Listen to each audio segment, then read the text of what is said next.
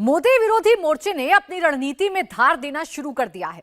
शिमला में नहीं, अब मोदी विरोधी मोर्चे की बैठक 13 से 14 जुलाई के बीच बेंगलुरु में होगी। इसका ऐलान खुद शरद पवार ने किया है। विरोधी मोदी को रोकने का प्लान बना रहे हैं। उधर नरेंद्र मोदी इनकी एक एक चाल पर नजर रखे हुए हैं। नरेंद्र मोदी अमित शाह और जेपी नड्डा के साथ कई मीटिंग कर चुके हैं। आरएसएस के नेताओं से भी फीडबैक लिया गया है। कार्यकर्ताओं से भी मोदी एक एक सांसद, एक एक मंत्री का फीडबैक ले रहे हैं।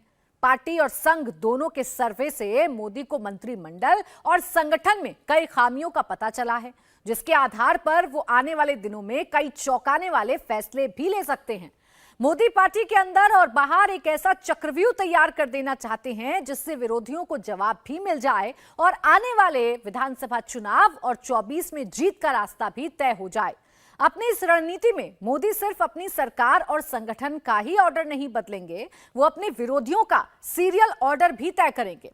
राहुल, नीतीश, ममता, केजरीवाल, पवार, उद्धव, किसको कब कहां फिट करना है, यह भी मोदी ने तय कर लिया है। 2024 के लिए बहुत बड़े बदलाव की ब्रेकिंग कभी भी आ सकती है। इस रिपोर्ट में हम आपको उसकी इनसाइड स्टोरी बताते हैं। फीडबैक आ गया है, रिपोर्ट मिल गई है, मीटिंग भी हो गई है, नाम भी फाइनल है। कौन आएगा, कौन जाएगा, किसका कद घटेगा, किसका बढ़ेगा, सबका फैसला हो गया है।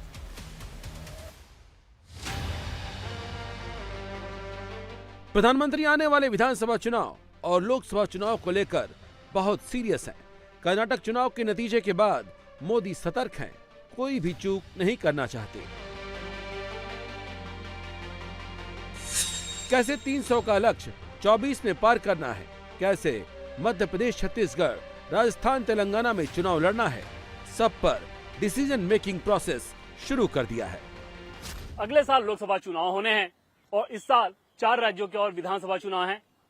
ऐसे में पीएम मोदी कोई कोर कसर बाकी नहीं छोड़ना चाहते और सब कुछ एक तरह से अपने कमांड में ले लिया है। दरअसल कर्नाटक चुनाव के नतीजों ने बीजेपी को यह सोचने पर मजबूर कर दिया है कि कुछ बदलाव की जरूरत है। कर्नाटक बीजेपी के लिए दक्षिण का द्वार था, वहां पार्टी की हार हुई। इस हार से जहां उसके कार्यकर्ताओं में निराशा फैली, वहीं दूसरी तरफ कांग्रेस पार्टी जीती और उसके कार्यकर्ता अब ज्यादा उत्साहित नजर आ रहे हैं।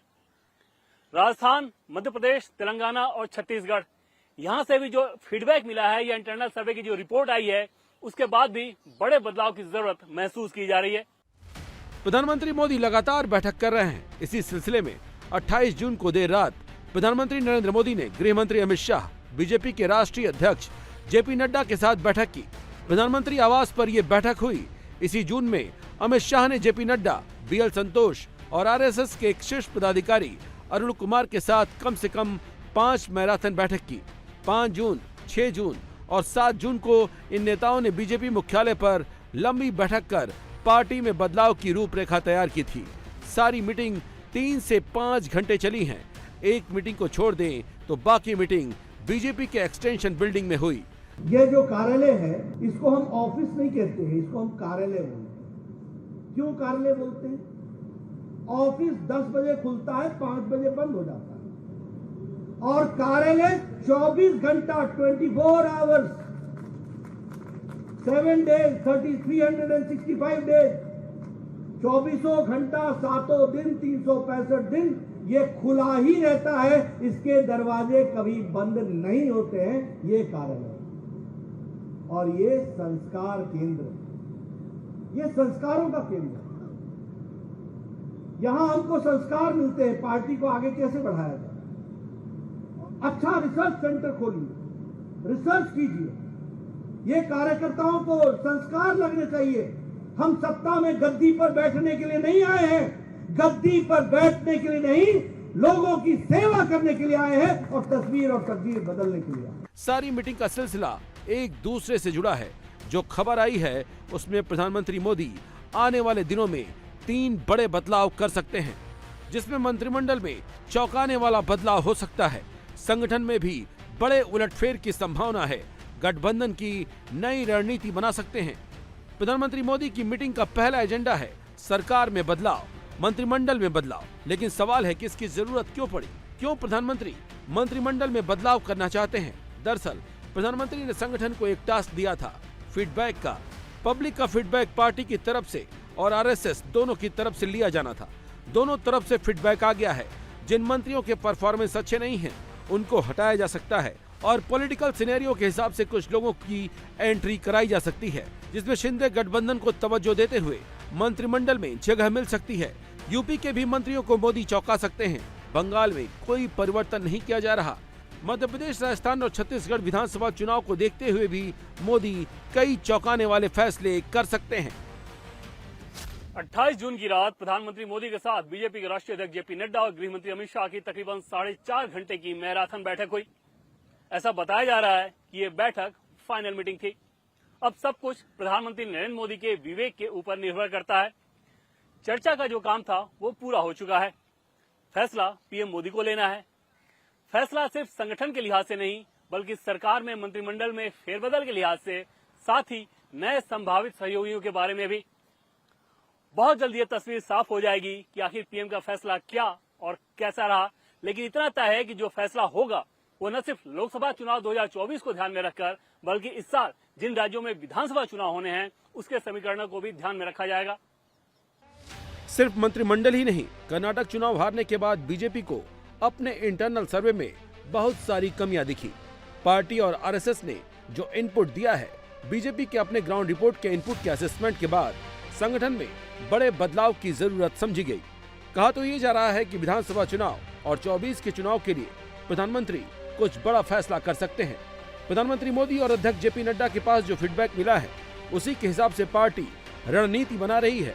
30 मई से 30 जून तक बीजेपी ने विशेष जनसंपर्क अभियान चलाया है। इसमें मोदी सरकार के काम के बारे में बताने के अलावा लोगों और कार्यकर्ताओं से सांसदों और मंत्रियों के फीडबैक भी मांगे गए। हर राज्य के प्रभारी एक एक सांसद से बात कर रहे हैं, लगातार फीडबैक ले रहे हैं और जो फीडबैक आ रहे हैं उस पर बीजेपी आगे की रणनीति बना रही है। 24 में अगर मोदी को वापसी करनी है तो कई स्तर पर बदलाव करने होंगे। इसमें संगठन में भी बड़े बदलाव की आवश्यकता जताई गई है। ये बात बीजेपी को पता है कि मोदी के खिलाफ एंटी इनकम्बेंसी नहीं है। जो कुछ है वो सांसदों और मंत्रियों के खिलाफ है। मोदी इसी को रूट आउट करने की कोशिश में है। इसीलिए संगठन में भी बड़ा बदलाव हो सकता है। पार्टी में कई नेताओं का भाग्य बदल सकता है, तो कुछ नेताओं को संगठन में भेजकर उन्हें चुनाव में पार्टी को मजबूत करने के लिए झोंका जा सकता है। पार्टी चुनावी राज्यों में बेहतर प्रदर्शन कर चुके कुछ नेताओं को चुनावी राज्यों में चुनाव प्रभारी के तौर पर नियुक्त कर सकती है। वहीं केंद्रीय मंत्री जैसे अनुराग ठाकुर, धर्मेंद्र प्रधान और भूपेंद्र यादव की जिम्मेदारियां बढ़ाई जा सकती हैं। बिहार में बढ़ी राजनीतिक सक्रियता को देखते हुए राज्य के कुछ नेताओं को संगठन में अहम भूमिकाएं सौंपी जा सकती हैं। तेलंगाना में पार्टी अध्यक्ष बंडी संजय कुमार को लेकर कार्यकर्ताओं में काफी रोष था। वहां पर कुछ बदलाव कर चुनावी समीकरण को साधने की कोशिश की जा सकती है। बिहार वालों, मुझे एक बात कहनी है, जो आदमी, जो नेता हर बार घर बदले, इस पर विश्वास कर सकते हैं क्या? जोर से बोलिए, कर सकते हैं क्या? ऐसे व्यक्ति के हाथ में बिहार सौंपना चाहिए क्या? मित्रों, उनको भी मालूम है। इसलिए आज कांग्रेस के घर पर जाकर चौखट पर बैठे हैं, फिर से देश के प्रधानमंत्री बनने के लिए। उनको प्रधानमंत्री कुछ नहीं बनना है। खामखा लालू जी को इस आयु में वो मूर्ख बना रहे हैं। नीतीश बाबू यहीं रहना चाहते हैं, मुख्यमंत्री रहना चाहते हैं और इसी बहाने सारे भाजपा विरोधियों को इकट्ठा किया। अभी एक बहुत बड़ा फोटो मैंने देखा और बहुत बड़ा फोटो देखकर मुझे आश्चर्य हुआ।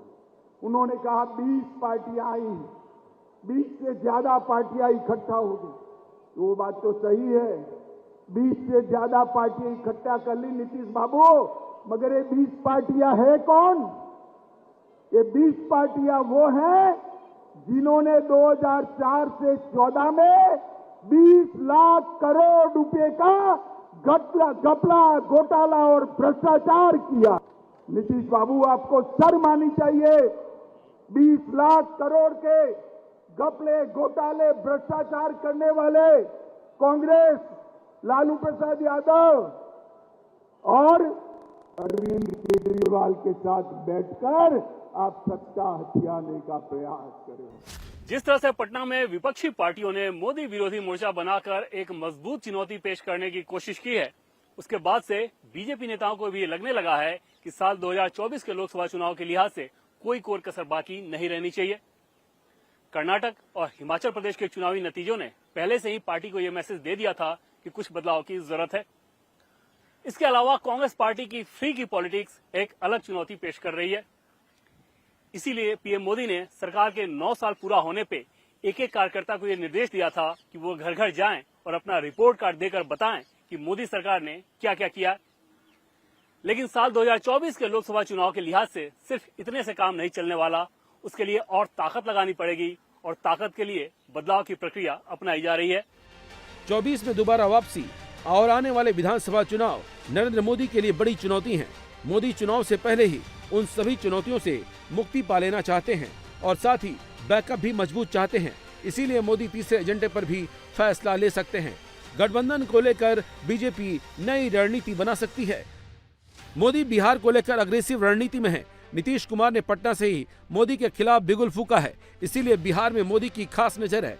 बिहार में जीतन राम मांझी के साथ समझौता किया गया। एलजेपी के दोनों खेमों को सेट करना है। चिराग पासवान को भी सेट किया जा सकता है।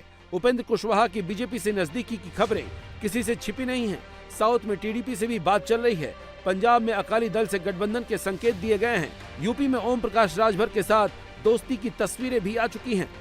चाहे मंत्रिमंडल विस्तार हो, संगठन में बदलाव या फिर गठबंधन के लिए नए सहयोगियों की तलाश, बीजेपी और संघ परिवार का शीर्ष नेतृत्व लगातार इस पर मंथन कर रहा है और अब बातचीत निर्णायक की स्थिति में आ चुकी है। बहुत जल्द फैसलों का भी ऐलान हो जाएगा। इसके अलावा बीजेपी के राष्ट्रीय अध्यक्ष जेपी नड्डा संगठन को चुस्त दुरुस्त करने में लगे हुए हैं। पूरे देश को क्षेत्र के आधार पर बांटा गया है। पूर्वी क्षेत्र, दक्षिण क्षेत्र, उत्तर क्षेत्र, इस तरह से रीजन बनाकर कंस्टिट्यूएंसी पे फोकस किया जा रहा है। 6, 7 और 8 जुलाई को बीजेपी के राष्ट्रीय अध्यक्ष जेपी नड्डा इन जोन के प्रभारियों अध्यक्ष के साथ मुलाकात करके पार्टी की तैयारियों को और धार देने की कोशिश करेंगे। इंडिया टीवी हर वक्त हर जगह डाउनलोड करने के लिए सर्च करें India TV news Google play store या ऐप स्टोर पर।